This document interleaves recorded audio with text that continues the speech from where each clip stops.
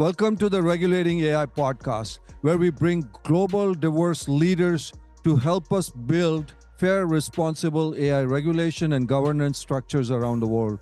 Today, we are joined by Huub Janssen, who supervises 20 different regulatory bodies in European Union on AI. Huub, it's such a pleasure to have you with us. Thank you very much for being here. Thank you for this interview. Huub, we have a global audience. Besides in Europe, we in United States, in Asia, and others. Tell them a little bit about your role and what does this body do in terms of AI regulation. So first of all, I work with the Dutch authority on digital infrastructure, which is a supervisor, a legal supervisor, so competent authority, enforcing legislation mainly in the digital infrastructure. And now we also get AI in there. And in Europe, we also have the AI Act coming into place. So that needs to be enforced. So I'm responsible for enforcing the AI Act within the Netherlands, based on our own agency, but there are multiple competent authorities in the Netherlands supervising AI in different areas like medical devices, in healthcare, in education. So I'm also the chair of all the competent authorities in the Netherlands, because in the end, you're all supervising based on one act, but you all need sectoral expertise to understand how it works. Another role that I have is I'm the chair of the European Working Group of Competent Authorities. So in all the European countries, they all need to supervise the AI Act.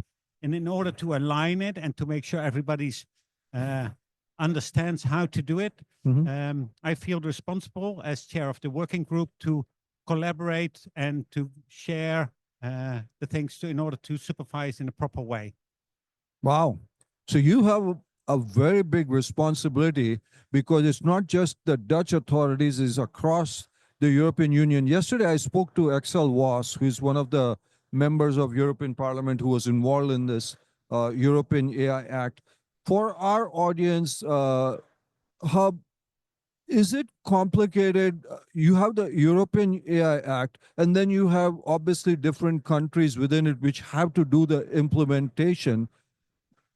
Do you see any issues in terms of that complication? Now, I understand the working group has been set up to make sure it coordinates with all these different regions, but do you see any issues with that? Well, the main issue is that we're stepping into a new field. So the art of supervising AI is very new. Right.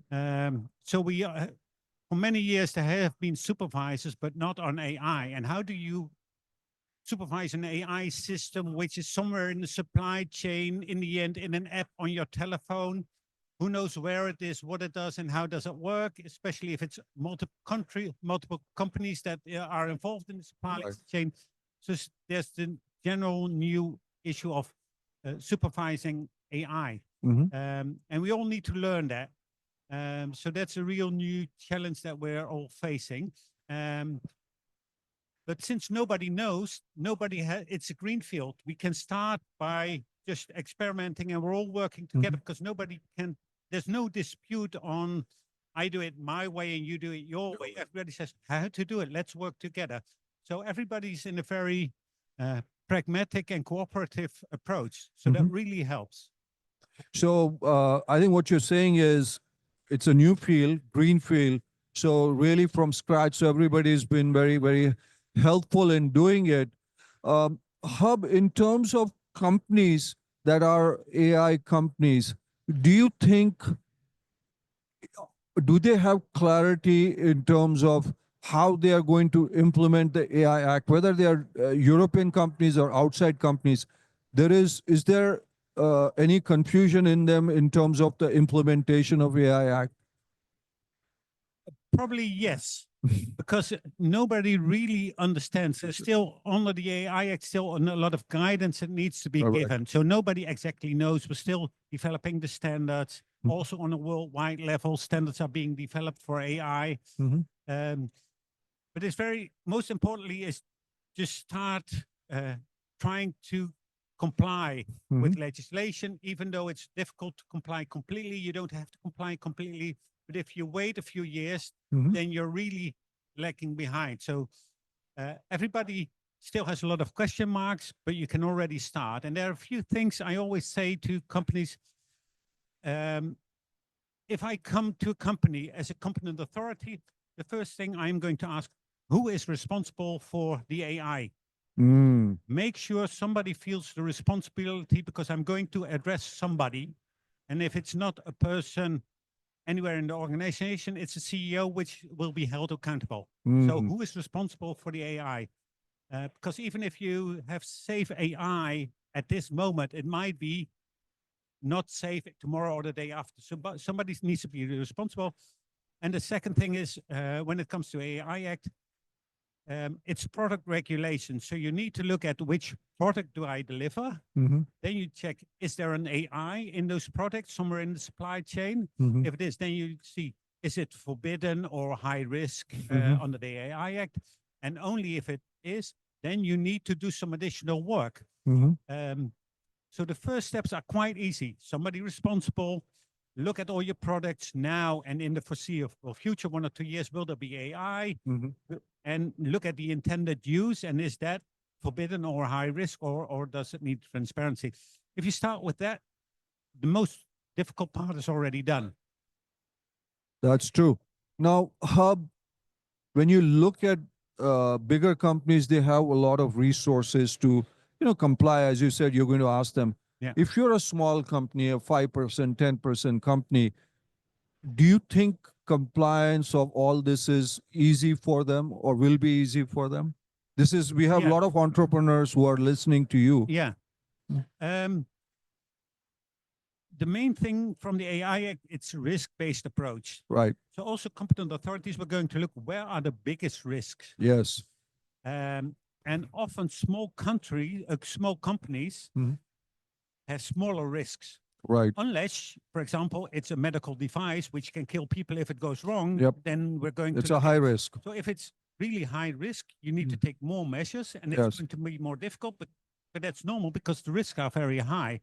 So if your systems are not very high risk, then it could be that if you're not forbidden or not high risk, then the requirements on the AI Act are very low. Mhm. So you don't have any problems. So you can always start with which products, is there an AI in it? And if it's not high risk or then you don't have to comply to almost anything. So it's going to be quite easy. Okay. So it doesn't have to be very difficult. So it depends on where you are in the spectrum of risk, is what you're saying. Hub, shifting a little bit, your background also is in cybersecurity. Yes. You've done a lot of work in there. Do you have concerns in terms of cybersecurity with AI? Yes. And Yes. what are those concerns? Huge concerns. Okay.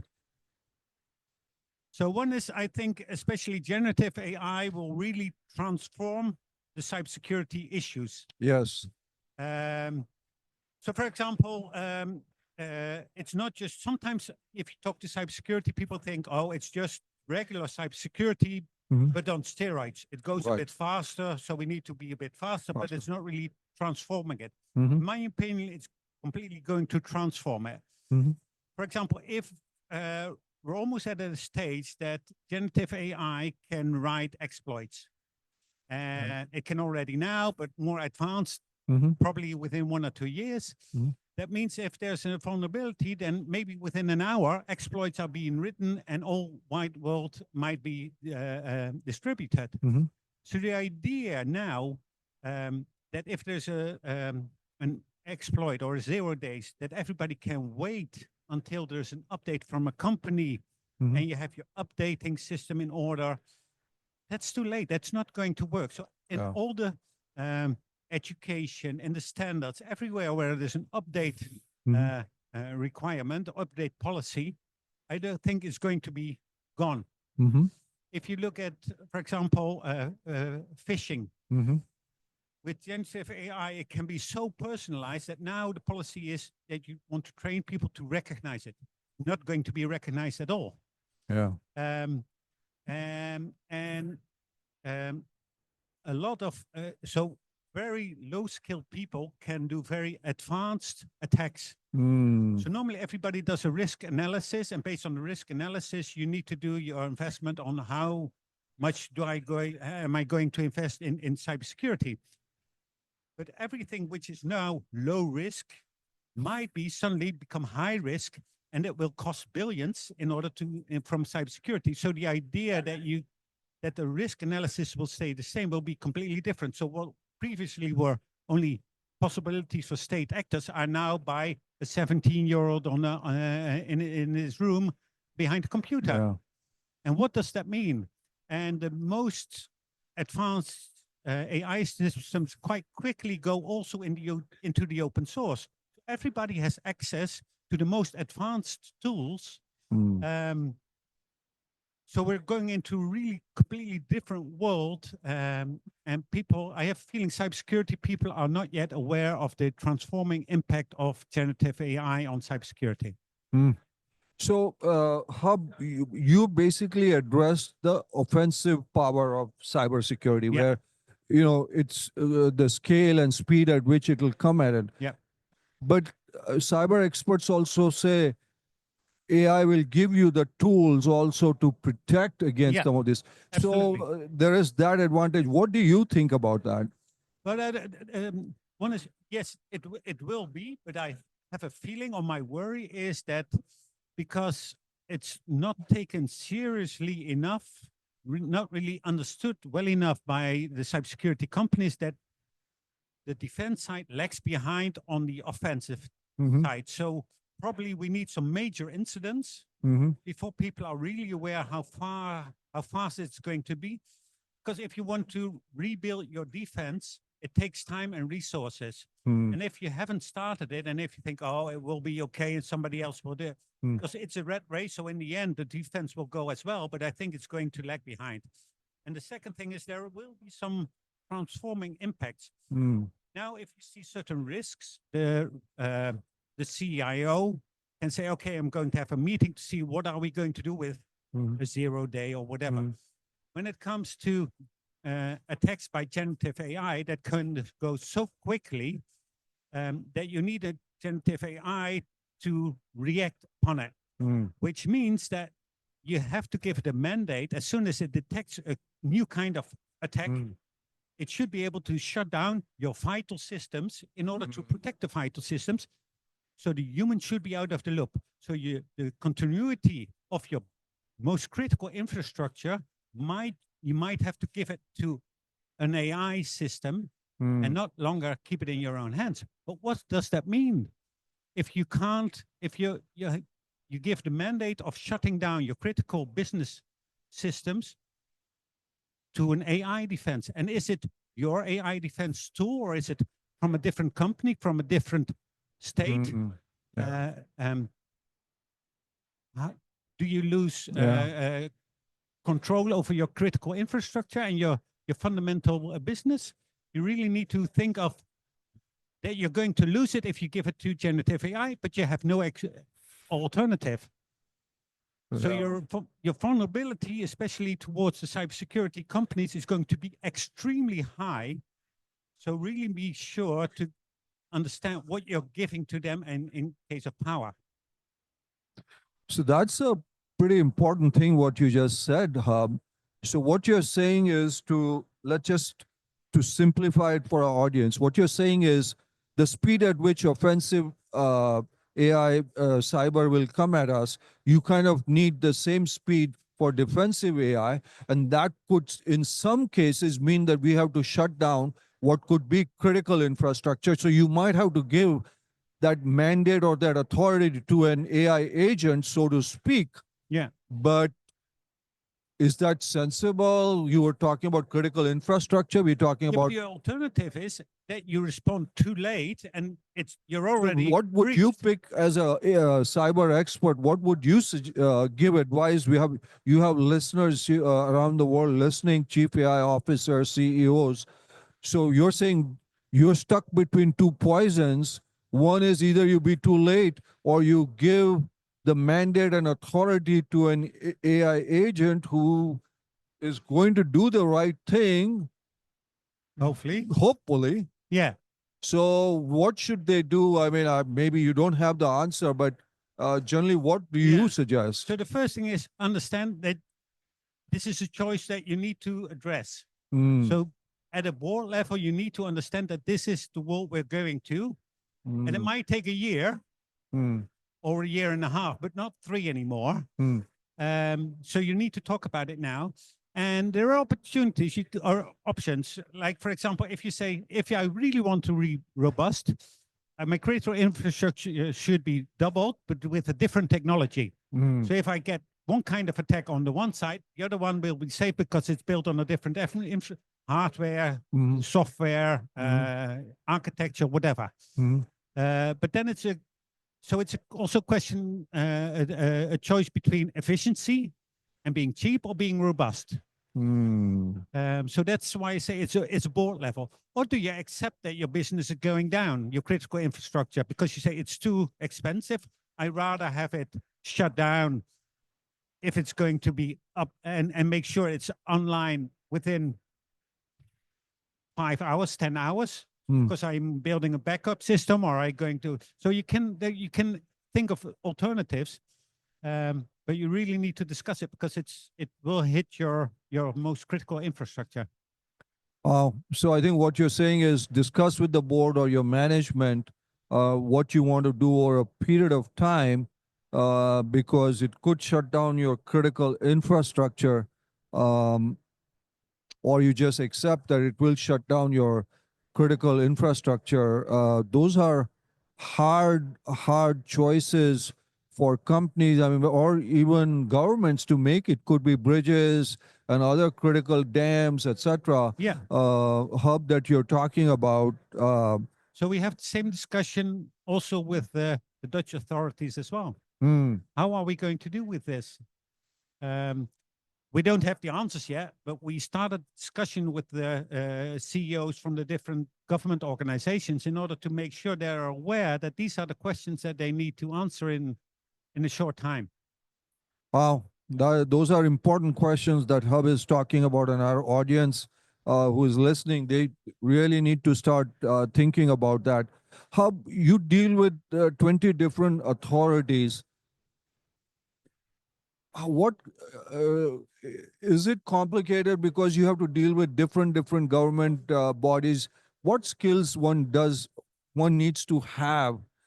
These are for people who are on the path to becoming leaders like you, to deal with many, because these are people who have different interests and different varying. What Yeah. skills would they need to have for something like this?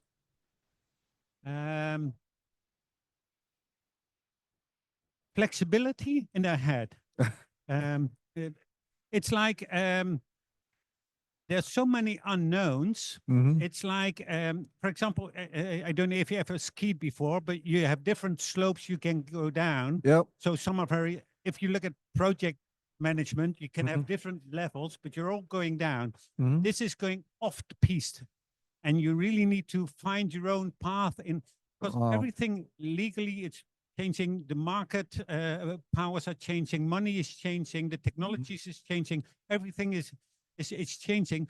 So you need to be flexible and every day look at what's happening now. And so that's one thing. Be Mm. flexible in your mind and don't Mm. think I know it now and it will stay what I think is in it within a year or 2 years. Second is it always requires some technical expertise about data processing, about cybersecurity, about legal, about businesses. So you need to be an interpreter in a way between the different. So my main role is just to interpret what one is saying to the other and try to connect them in a way that they understand. So you need to be able to talk on different levels and in different kind of expertise. So don't try to be one expert. There are enough experts in every field, but there are limited amount of people that really can connect the different dots from all the different points. So, to what our listeners, Hub is saying, learn to ski because there will be many different slopes that you want to go to, and also have patience and flexibility, and then obviously have the skills, whether it's in data processing. but have multidisciplinary skill, because you're saying it, you might need to work with legal, you might work with finance, etc. I mean, that's a very, very important aspect. Hub, the other thing is, since you're working with in the EU, etc., how important is this whole discussion I hear about digital skills early on? How important it is for young people in this world of AI to have digital skills that are AI? It's when I was talking to some people, they're saying it's like, we grew up that you need to be able to count, do some math, and do some of these things that needs to be embedded. What do you think of that? Um, well, sometimes I think it's the other way around. If you Mm, let children learn what they want to learn, they're mhm, going to learn what they need to learn. mm, And it's often old people that say, oh, but you need this or you need that. And, oh, this is not in the curriculum. And we're going to need to put it in a test, whether or not and then you get a discussion, do they need AI tools or not AI tools or programming or whatever? mhm, If you just let kids play with it, they're mhm, going to learn it anyway. mhm, These are not the things that you need to enforce. So my opinion is the kids will know better what they need than the parents and all the politicians. So give them the space to determine what they, because some like to use AI for art and creativity, and somebody else would like to program or build hardware to run them. So every kid will take something different because they're all going to be inspired and with AI, you can do so many new things. mhm, Just don't, as an adult, think that you know better. mm. And maybe they're going to do things you have never thought about, and that might be the future. Mhm. So we don't know. We're too old. Um, We are too old. Let the kids find and discover their own niche with AI, according to Hub. This is for parents who are listening. Hub, in terms of innovation, and when you look at large language models and generative AI, what do you see the future in your kind of position? Do you see it as a positive? Do you see innovation as a positive? How do you look at what's happening, and what do you see in the future? um, First of all, of course, it's both. It has huge potential and it has huge risks. Yeah. It's just the other side of the same coin. Mm-hmm. That's why, and the problem is, as a person, Mm-hmm. I'm enthusiastic and I'm scared. Mm. And fortunately, as a professional, I have a feeling I can contribute to making sure AI works for the good and not for the bad. Right. Because you can't do that as an individual, but from a government agency, as competent authorities, and Mm-hmm. anything I do, I have a feeling I can. But that's based on the developments now. That you mean the large language models and the multi-models, the generative AI and general purpose AI. The future I foresee is mainly after that is Internet of Agents. Mm-hmm. So everybody will have their agents and they're going to act on behalf of you. And what does it mean? What will happen if all these agents, we get an Internet of Agency? Yeah. And what role as a human do we have, and how do we keep it safe? And can an AI, do we need to give it a mandate, or can it do? Because usually if somebody said, if you ask an AI something, it will do what you ask, but not what you want. If I have an untrained AI model and I say, I feel scared because of my neighbor's very aggressive, what should I do? And it's trained in the US, it could be that it tries to buy a gun for me, which is illegal in my country, but safe in the US. Mm-hmm. So you might ask something, but that doesn't mean that you get what you want. So what does Internet of Agency mean, and what impact does it have? Mm-hmm. The other thing is generative AI and robotics. I think that will be the main issue, because now suddenly they can operate probably much more like a human, interact like a human. So what a lot of business models will change completely, and a lot of work for people will change. So after the first hype that we have now with I think it's Internet of Agency and the robotics that will really change our world. Wow. So, Hub, according to you, it's the world is changing. It's good and bad. AI agents, agentic AI, and the combination of robotics with AI is really going to transform what we are kind of looking at.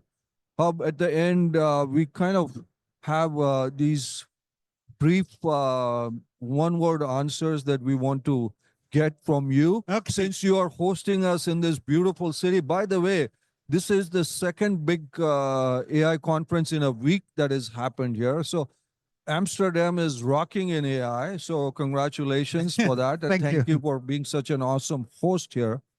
So you ready? Yep. Okay. Let's say privacy or security from an AI Security. standpoint. Security. Okay. Let's just ask you human generated data or synthetic data? Synthetic data. Synthetic data. Okay. AI ethics or AI speed? Hmm. Hmm. Speed. Speed. Okay. Okay. And then finally, let's just put it this way. AI regulation, is it enough or not more enough? I'm really glad we have it. For now, it's enough, and tomorrow we need more. Okay, great. Hub, thank you so much for being with us. One final piece of advice, actionable advice for our listeners who are wanting to come into Europe, wanting to do business in Netherlands, in Amsterdam, etc. Just tell them what are your brief thoughts on this? Just do it because it's a nice town to be here. Don't be afraid of legislation. Just start, and while you're busy doing business, you can continue and see what you need to do in order to be compliant. But don't wait on it. Just start because speed is everything, and enjoy life. So start, don't wait, don't worry about regulation, and speed is everything. And also, by the way, Hub said enjoy life. Hub, thank you so much for your insights on the European side, from the Netherlands side, cybersecurity, the input that you've given to our audience. It's been tremendously valuable as we march down this road in terms of AI regulations, the AI revolution. I think leaders like you are going to play a tremendous role. And thank you for taking the time for being on the Regulating AI podcast. And for our guests, please learn, listen, and subscribe. Thank you, Hub. Thank you very much for this interview. I enjoyed that. Thank you.